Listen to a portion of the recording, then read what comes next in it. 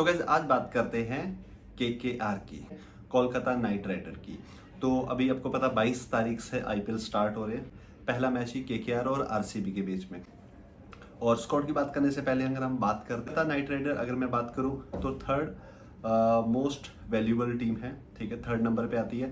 Third most successful team है after Mumbai और चेन्नई। जैसे चेन्नई और मुंबई के दोनों का लेवल है, 6-6 ट्रॉफी जीती है।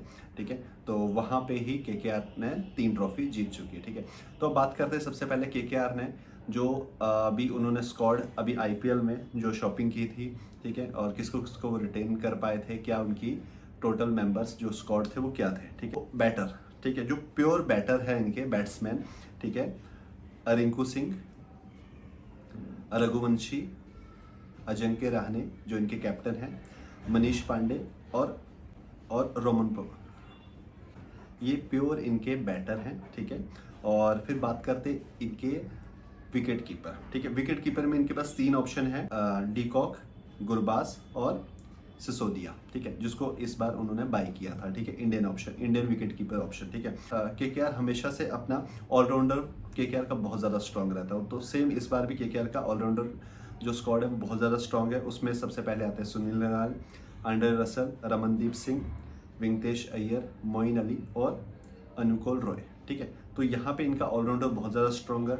और अगर मैं बात करूँ इनकी बॉलिंग की, ठीक है, बॉलिंग में वरुण चक्रवर्ती, क्या बात है, नोकिया, हर्षित राणा, वैभव अरोरा, माइक मार्कंडे, स्पेंसर जॉनसन और उमरान मलिक। ठीक है, मतलब अगर मैं बात करूं बॉलिंग की भी तो ना तो ज़्यादा वीक है ना ज़्यादा स्ट्रॉन्ग है, मतलब एवरेज है। ठीक है, मतलब ऐसा नहीं है कि बहुत ज़्यादा बेकार है, घटिया है, लेकिन अच्छी बॉलिंग। मतलब जो वो एक इनको सबसे ज़्यादा जो लॉस हुआ जो इन्होंने बाय नहीं किया वो था मिचेल स्टार्क, जिसकी थोड़ी बहुत इनको कमी खलने वाली है। ठीक है, बट फिर भी ऐसा नहीं है कि बिल्कुल ही डाउन है। ठीक है, बेकार टीम है।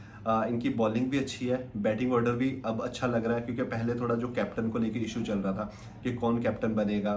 ठीक है, क्योंकि हर इन्होंने श्रेयस अय्यर को पिक नहीं किया था। ठीक है, तो उसको जाने दिया था। तो उनके पास सबसे बड़ा क्वेश्चन था, क्या वेंकटेश अय्यर को पीछे जितना पैसा इन्वेस्ट किया क्या उसको बनाएंगे, क्या रिंकू सिंह पे इन्वेस्ट कर सकते हैं, या फिर सुनील नारायण, आंड्रे रसल की जो मैनेजमेंट है वो गई है एक्सपीरियंस के पीछे, अजिंक्य रहाणे। तो मेरे अकॉर्डिंग सबसे बेस्ट ऑप्शन है इनके पास अभी, क्योंकि वो ऑलरेडी स्मार्ट में अच्छी खासी टीम को जिता के आए हैं। अच्छा उनका परफॉर्मेंस था, बस बहुत ज़्यादा रन उन्होंने मारा है। और उनका जो एक्सपीरियंस है, तो एक्सपीरियंस को हम नहीं भूल सकते। बीजीटी में जो हमने गाबा का घमंड तोड़ा था ऑस्ट्रेलिया में जाके, तो वहाँ पे अजिंक्य रहाणे ही कैप्टन थे। ठीक है, तो उनकी कैप्टनशिप पे कोई हम संदेह नहीं कर सकते। ठीक है, तो फिर इनकी बॉलिंग अगर बैटिंग और विकेट कीपिंग देखा जाए तो बहुत ज़्यादा बेस्ट है। लेकिन अभी सबसे बड़ा क्वेश्चन ये है, ठीक है, कि इनकी प्लेइंग 11 क्या होने वाली है, प्लेइंग 11 या 12, क्योंकि यहाँ पे आपको पता है इम्पैक्ट प्लेयर का रूल है। तो 11 या 12 करके ही चूज करते हैं, वो डिपेंड करता है। अगर ये बॉलिंग कर रहे हैं तो वहाँ पे उनका प्लेइंग 11 क्या होना चाहिए, और जब बैटिंग करेंगे उनका प्लेइंग 11 क्या होना चाहिए।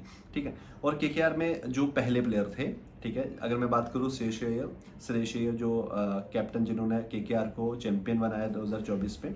ठीक है, और उसके अलावा फिल सॉल्ट इनका बहुत अच्छा मतलब जिसको इन्होंने जाने दिया। ठीक है, बट एक और चीज़ आप लोगों ने देखी होगी, फिल सॉल्ट बहुत अच्छी फॉर्म में चले। जैसे ही वो आरसीबी ने जब से उसको पिक किया वो बिल्कुल आउट ऑफ फॉर्म हो गया, मतलब उसको नज़र लग गई है।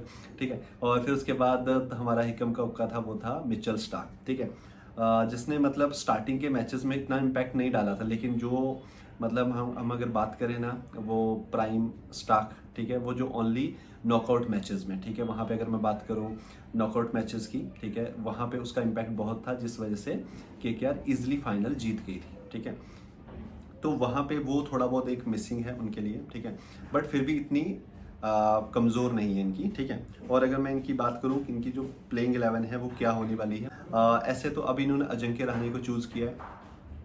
तो मोस्टली ऐसा भी माना जा रहा है कि अजिंक्य रहाणे ओपनिंग के लिए आएंगे डीकॉक के साथ या फिर सुनील नारायण के साथ। ठीक है, बट मेरे अकॉर्डिंग उनको 3 या 4 नंबर पे ही आना चाहिए। ठीक है, और जो सुनील नारायण ने ओपनिंग में कारनामा किया है, जो गौतम गंभीर ने उनको यूज़ किया, क्योंकि पहले जब गौतम गंभीर थे तब भी गौतम गंभीर ने उनका यूज़ किया था, बीच में कुछ साल तक वैसा ही चला, बट एक टाइम पे आके उनको हटा दिया गया था। ठीक है, मेरे अकॉर्डिंग सुनील नारायण एक ऐसा ऑप्शन है जो चल गया, तो चांद तक नहीं भी चला तो कोई प्रॉब्लम नहीं है, ठीक है।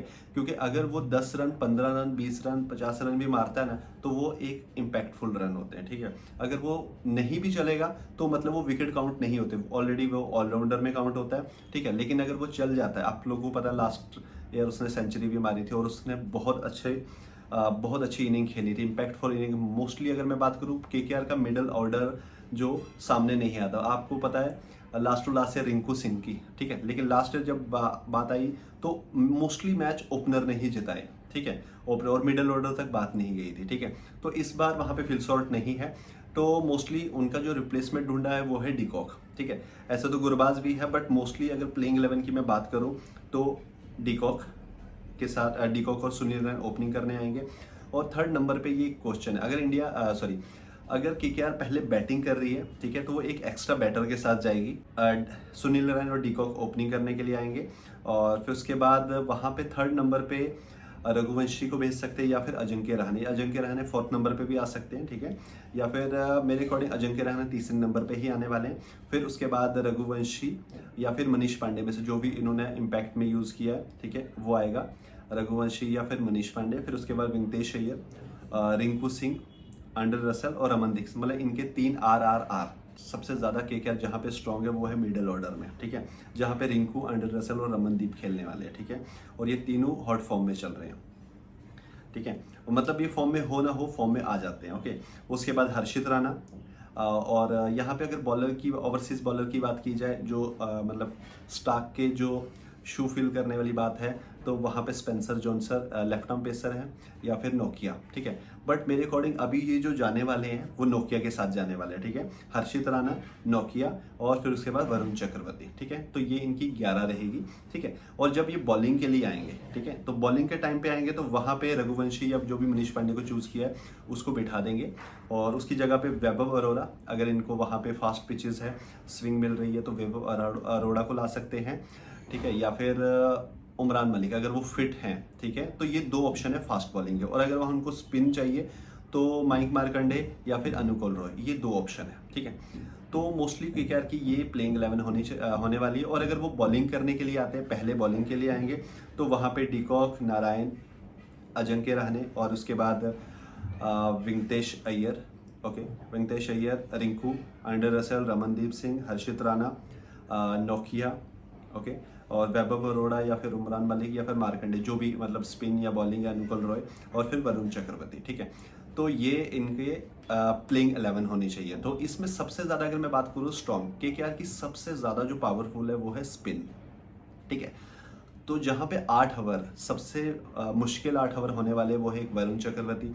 आप लोगों ने चैंपियन ट्रॉफी में तो देखा है, मतलब पूरा वर्ल्ड जहाँ पे उसकी वो मिस्ट्री को समझ नहीं पा रहा है, ठीक है। तो वो केकेआर के लिए इस साल बहुत बड़ा इम्पैक्टफुल होने वाला है, ठीक है। सबसे ज़्यादा बेनिफिट जो होगा, एक है अपने वरुण चक्रवर्ती और सेकंड आपको पता है सुनील नारायण, मतलब वो सदियों से, जब से वो बॉलिंग कर रहे हैं, उनको आज तक कोई समझ नहीं पाया। अगर वो विकेट नहीं भी लेगा तो तब भी 6 की इकोनॉमी से करेगा, और विकेट लेगा तो तब भी उतना ही करेगा। जब वो विकेट नहीं लेगा तब भी वो मार नहीं खाएगा, ठीक है।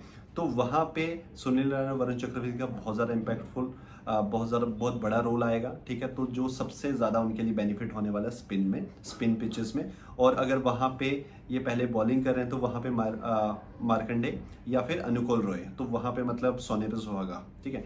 और अगर इनकी फास्ट बॉलिंग की, तो इस बार थोड़ा सा इनएक्सपीरियंस लग रहा है, जैसे लास्ट टाइम स्टार्क थे, ठीक है।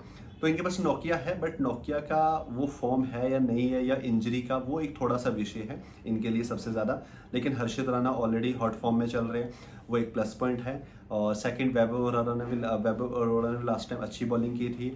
स्पेंसर जॉनसन, ठीक है, अभी अपने चैंपियन ट्रॉफी में देखा होगा वो इतना इम्पैक्ट नहीं डाल पाए, ठीक है। तो स्पेंसर जॉनसन या फिर नोकिया ओपनिंग पेयर है, वो सबसे ज़्यादा देखने वाला है। क्या अभी शॉट की जगह जो डिकॉक खेलेंगे, ठीक है, मोस्टली डिकॉक ही, गुरबाज तो नहीं खेलेंगे, डिकॉक खेलेंगे, क्या वो उनकी जगह, उनकी जो कमी है वो पूरी कर पाएंगे। जब वो खेलता है तो सामने वाले बॉलरों की धज्जियां उड़ा देता है, मुंबई इंडियन में हमने देखा है उसको खेलते हुए, ठीक है।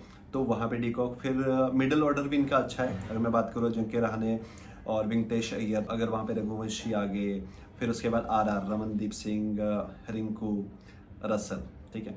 तो ये इनके पास बहुत बड़ा पावरफुल मतलब इनकी जो प्लेइंग 11 है अभी तक ऐसा लग रहा है कि बहुत ज़्यादा स्ट्रांग है, ठीक है। बट अभी जब मैच स्टार्ट होगा आरसीबी के साथ, वैसे तो आरसीबी के खिलाफ केकेआर का रिकॉर्ड काफ़ी अच्छा है, बट हम फिर भी कुछ भी नहीं कह सकते क्योंकि इस बार आरसीबी का न्यू कैप्टन है, ठीक है। तो ये इनकी बेस्ट प्लेइंग 11 है, ठीक है। अभी देखते हैं फर्स्ट मैच कैसा जाता है।